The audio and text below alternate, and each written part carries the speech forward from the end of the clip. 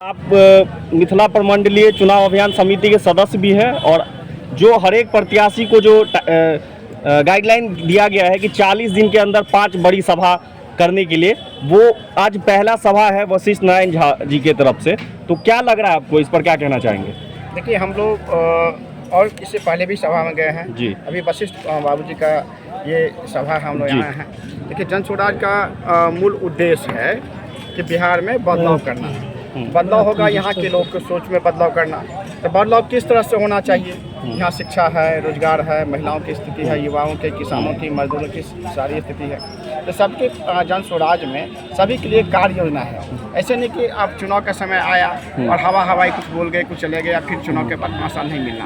आप देख रहे हैं कि प्रशांत किशोर जी और उनकी टीम लगातार 3 सालों में सर्दी हो, गर्मी हो, बरसात हो, धूप हो, अंधड़ हो, तूफान हो, लगातार लोगों को जागरूक करने के लिए पैदल यात्रा कर रहे हैं। यह बहुत बड़ी बात है। लोगों को जागरूक करना एक अपने आप में बहुत प्रेरणा और प्रोत्साहन वाली बात है। और देख रहे हैं कि सबसे पहले मैं बताता हूँ यहाँ पे कि शिक्षा और रोजगार, और शिक्षा और रोजगार हमारे पार्टी का मुख्य फोकस है।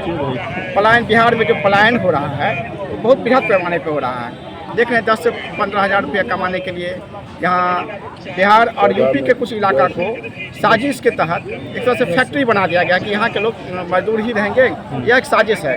ये लोग जाएंगे कहाँ? तो गुजरात में काम करने जाएंगे। कहाँ जाएंगे? महाराष्ट्र में काम करने जाएंगे। कहाँ जाएंगे?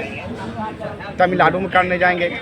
आप देखते हैं कि और यहाँ प्रधानमंत्री जी आते हैं, उनको जब चुनाव रहता है तब आते हैं। कहते क्या है कि हम लोगों ने सहरसा से, मधुबनी से या बिहार के लिए इतनी श्रमिक ट्रेनें दिए हैं जो यहाँ के लोग रोजी रोटी रोजगार कमाने के लिए गुजरात जाएंगे। ये कितनी शर्म की बात है हमारे लिए कि बिहार में फैक्ट्री नहीं लगेगा, यहाँ लगेगा क्या? मजदूर की फैक्ट्री होगी जो गुजरात में काम करने के लिए जाएंगे। और आते हैं जब चुनाव होता है उनको तभी आते हैं। बिहार से उनको कोई मतलब नहीं है। नीतीश कुमार की वर्तमान में सरकार है, आप देख रहे हैं कभी भी वो अपने बल पर बहुमत में नहीं आए। इसके लिए वो चाहते हैं कि हमारा जो 30-35 MP केंद्र में शासन करें, मन मर्जी से करें, शांति बने। बिहार की कोई चिंता नहीं है। मुझको बताइए आप, नरेंद्र मोदी जी विगत 5 सालों में बिहार के लिए एक भी दिन समय निकालो, बिहार के लिए कोई कार्य योजना हो, कोई प्लानिंग हो। उनको हिंदू, मुसलमान और पाकिस्तान के सिवा कुछ करना होता नहीं है। और यहाँ देख रहे हैं कि कई ऐसे इशू हैं, जैसे मुद्दा है, मैं पहले भी कहा कि यहाँ यह है कि प्रखंड स्तर पर शिक्षा का स्तर कैसे सुधारा जाए, और प्रखंड स्तर पर नेतरहाट विद्यालय जैसे ऐसे विद्यालय हो 4-5, जहाँ के हमारे देखिए हर प्रखंड, हर गांव से कनेक्ट है, संपर्क है। और प्रखंड में तक जाने के लिए मुश्किल से 20 से 30-35 मिनट का समय लगता है। और या उस स्तर का विद्यालय होगा तो हमारा शिक्षा का व्यवस्था सुधार होगा।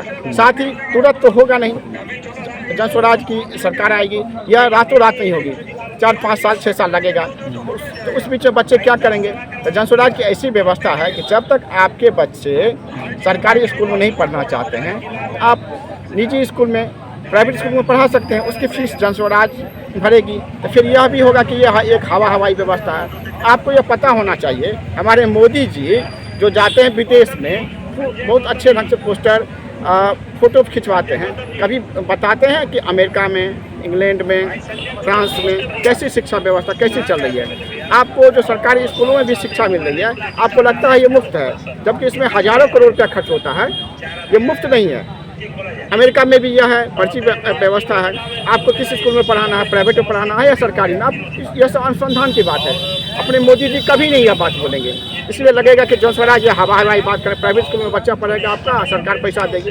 यह एक चर्चा के हम नवयुवकों के बीच में चर्चा होना चाहिए। बिहार को पिछड़ा इसलिए रखा ही गया ना कि आप सही बात नहीं समझिए, आपके बच्चे सही ढंग से नहीं समझे। साथ में देख रहे हैं कि श्रमिक ट्रेन की बात करते हैं। शर्म होना चाहिए, उनको शर्म आनी चाहिए। यहाँ बिहार यूपी के लोग को मजदूर की फैक्ट्री बना दिए हैं। फैक्ट्री कहाँ लगाएंगे? गुजरात में लगाएंगे।